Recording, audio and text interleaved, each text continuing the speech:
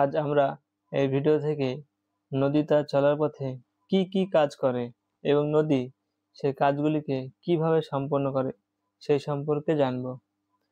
তোমরা জানো বা নিচু ক্লাসে পড়েছ, নদী 3 রকম কাজ করে। কি কি কাজ?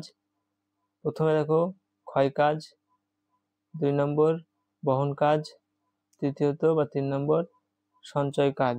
এই কাজগুলো নদী কিভাবে সম্পন্ন করে আজকে তাই নিয়ে আলোচনা করছি।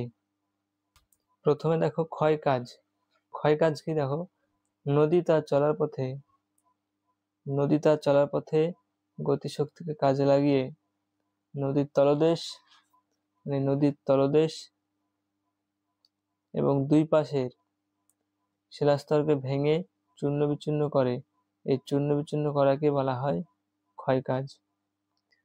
দেখো, পার্বত্য অঞ্চলের ভূমির ঢাল বেশি এবং ভূমিরূপ খুব বন্ধু প্রকৃতির হওয়ায় সেখানে নদীর জলস্রোতের বেগ প্রবল হয়। ফলে কি হয়? নদী প্রস্তরখণ্ডকে ক্ষয় করে, চূর্ণ বিচূর্ণ করে এবং সেখান থেকে স্থানচ্যুত করে। একেই নদীর ক্ষয় কাজ বলা হয়। নদীর ক্ষয় কাজ সাধারণত 2 ধরনের হয়। এটা হচ্ছে নিম্ন ক্ষয়, এর নিচে যেটা ক্ষয় করে তলদেশে সেটা নিম্ন ক্ষয়, এবং আরেকটি হচ্ছে এই যে পার্শ্ব ক্ষয়, যেটা পাশে ক্ষয় করে। নদী সাধারণত 5 রকম ভাবে ক্ষয় কাজ করে থাকে। দেখো, প্রথমে দেখো অবঘর্ষ ক্ষয়, তারপর দেখো 2 নম্বর ঘর্ষণ ক্ষয়, 3 নম্বর জলপ্রবাহ ক্ষয়, 4 নম্বর দ্রবণ ক্ষয়, 5 নম্বর বুদবুদ ক্ষয়। প্রত্যেকটি প্রক্রিয়া আলাদা আলাদা ভাবে কিভাবে সম্পন্ন করে সেগুলি দেখে নি চলো। প্রথমে দেখো অবঘর্ষ ক্ষয়। কথার অর্থ হচ্ছে তলে, ঘর্ষ মানে হচ্ছে ঘষা লাগা, তার মানে অবঘর্ষ কথার অর্থ হলো তলে ঘষা লাগা। তো পার্বত্য প্রবাহে নদী যখন প্রবাহিত হয় তার সাথে কি থাকে? বিভিন্ন ধরনের প্রস্তরখণ্ড, বিভিন্ন আকৃতির নুড়ি, বালি, পাথর, প্রস্তরখণ্ড, বোল্ডার প্রভৃতি কি হয়? নদীর সঙ্গে বাহিত হয়। তো এই নদীর সঙ্গে বাহিত প্রস্তরখণ্ড এবং এই যে নদীর তলদেশে যে শিলাস্তর, তার সঙ্গে ঘষা লেগে যে ক্ষয় হয় তাকে বলা হয় অবঘর্ষ ক্ষয়। তার মানে কি?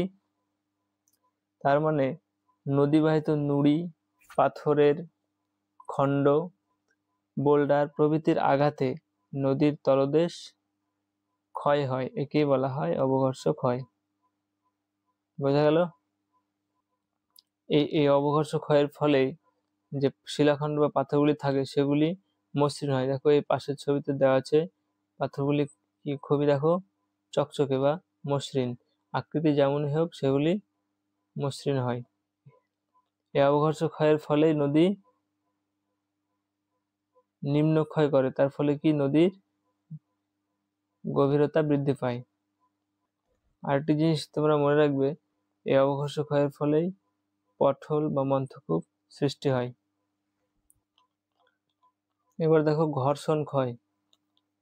ঘর্ষণ ক্ষয়টা কি? দেখো, এটা ধরো নদীর তলদেশ এবং এটা নদীর জলতলের উচ্চতা। নদীর মধ্যে দেখো বিভিন্ন ধরনের প্রস্তরখণ্ড, বোল্ডার প্রভৃতি প্রবাহিত হচ্ছে। তো এখানে বিভিন্ন ছোট বড় বিভিন্ন আকৃতির পাথর দেখতে পাওয়া যায়। ফলে কি? ছোট পাথরগুলোর গতিবেগ বেশি এবং বড় পাথরগুলোর গতিবেগ কম। ফলে কি হয়? ফলে এদের নিজেদের মধ্যে একটা ঠোকাঠুকি সৃষ্টি হয়। তার ফলে কি হয়? সেগুলো ভেঙে নুড়ি, বালি, পলিগনায় পরিণত হয়। তার মানে নদীবাহিত শিলাখণ্ডগুলি পরস্পরের সাথে ঘর্ষণের ফলে ক্ষয় হতে থাকে এবং নুড়ি, বালি, পলিগনায় পরিণত হয়, একে বলা হয় ঘর্ষণ ক্ষয়। এরপরে দেখো জলপ্রবাহ ক্ষয়। জলপ্রবাহ ক্ষয় দেখো, নদীতে যদি জলের পরিমাণ বেশি হয় তাহলে এই নদীর, এটা ধরো নদীর উপত্যকা, উপত্যকা ধরো পরিপূর্ণভাবে জল রয়েছে, তার ফলে কি হয়, নদীর পার্শ্বদেশ এবং তলদেশে প্রচন্ড আঘাত করে, তার ফলে কি হয়, শিলা দুর্বল হয়, এই দেখো এভাবে ফেটে যায়, শিলা দুর্বল হয় এবং ফেটে যায় এবং অবশেষে যান্ত্রিকভাবে খুলে বেরিয়ে আসে, একে বলা হয় জলপ্রবাহ ক্ষয়। এই দেখো পাশে এভাবে শিলাগুলি ফেটে গেছে, তলদেশেও ফেটে গেছে এবং পরবর্তীকালে কি হবে, সেগুলো যান্ত্রিকভাবে খুলে বেরিয়ে আসবে এবং শিলা চূর্ণ বিচূর্ণ হয়, এটাকে বলা হয় জলপ্রবাহ ক্ষয়। এই জলপ্রবাহ ক্ষয়ের ফলে নদীর পার্শ্ব ক্ষয় হয় যেমন, তেমন নিম্ন ক্ষয়ও কিছুটা পরিমাণে হয়, তবে বেশিরভাগই পার্শ্ব ক্ষয় হয়, যার ফলে নদী চওড়া বেশি হয়। এরপরে দেখো দ্রবণ ক্ষয়। কিছু কিছু শিলা রয়েছে যারা জলে সহজেই দ্রবীভূত হয়ে যায়। তো নদীর প্রবাহ পথে যদি কোনো দ্রবীভূত শিলাস্তর থাকে, যেমন চুনাপাথর, ডলোমাইট, জিপসাম, এগুলি থাকলে সহজেই নদীর জল দ্বারা দ্রবীভূত হয়ে যায় এবং অপসারিত হয়ে যায়, একে বলা হয় দ্রবণ ক্ষয়। এরপরে দেখো বুদবুদ ক্ষয়।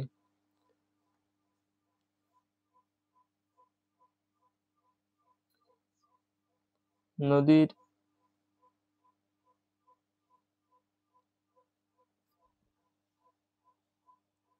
চম্পা, কেমন আছো?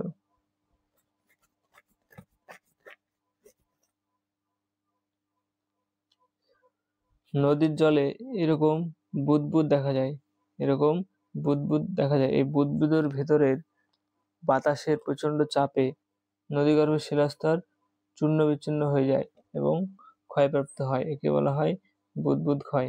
তোমরা জানলে অবাক হবে, 1 বর্গ সেমি আয়তনের বুদবুদ প্রায় 18 কেজি হাতুড়ির ওজনের সমান আঘাত করে, যার ফলে শিলা চূর্ণ বিচ্ছিন্ন হয়।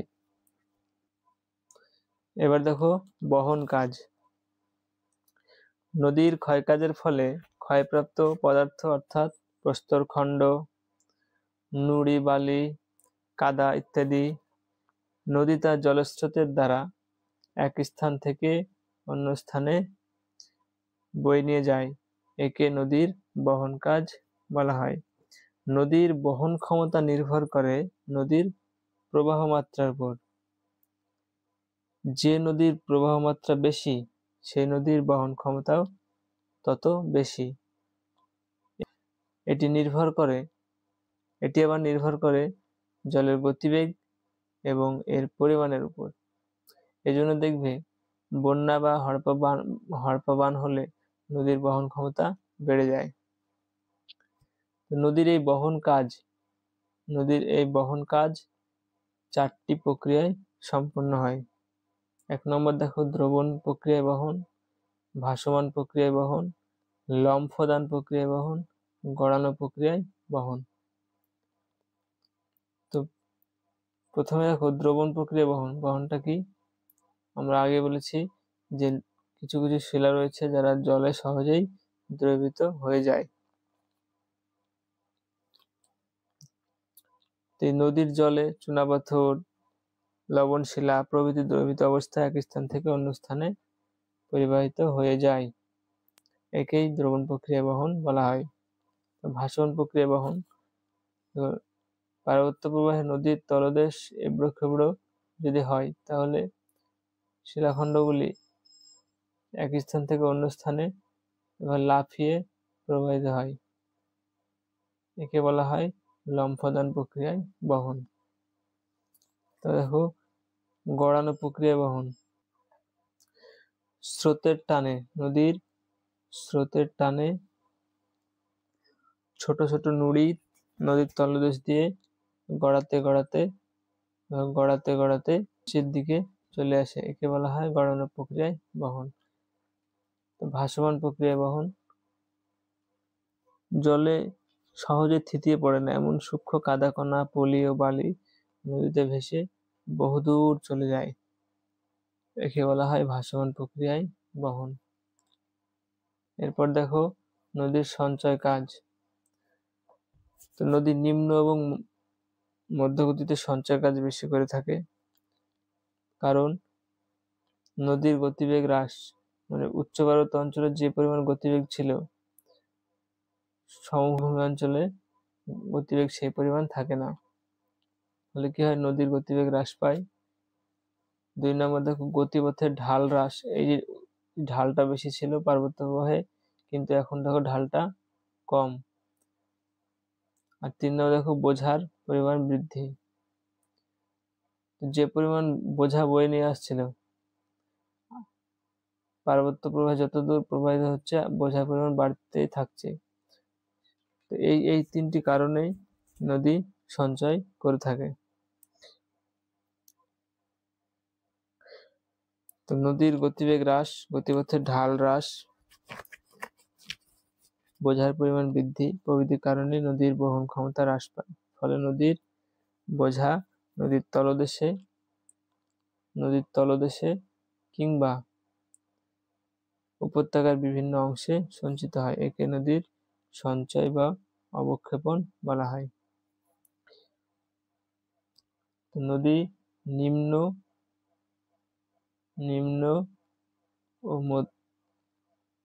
ও মধ্য গতিতে সঞ্চয় কাজ বেশি করে থাকে। এই হলো নদীর ক্ষয়, বহন এবং সঞ্চয় কাজ। Thanks for watching.